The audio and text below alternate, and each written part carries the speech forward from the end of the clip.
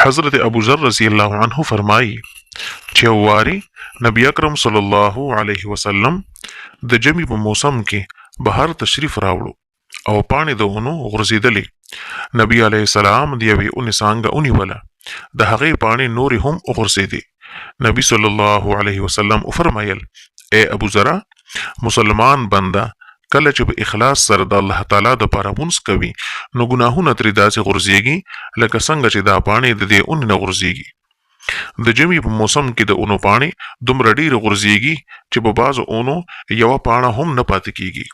د نبی اکرم صلی الله علیه وسلم پاک ارشاد دی چې په اخلاص سره د مونځ کولو اثر هم داسې وي چې د هغو ټول ګناهونه معاف شي، یوه هم پاتې نشي. خو یوه خبره د لحاظ قابله دا ده چې د عالمانو تحقیق د قرآني آیاتونو او نبوي احادیثو په وجه دا دی چې مونځ وغیره عبادتونو سره واړه ګناهونه معاف کیږي، لوی ګناهونه بغیر د توبې نه معاف کیږي. په دې وجه د مانځه سره د توبې او استغفار هم اهتمام کول پکار دي، لدین غافله کېدل ندی پکار.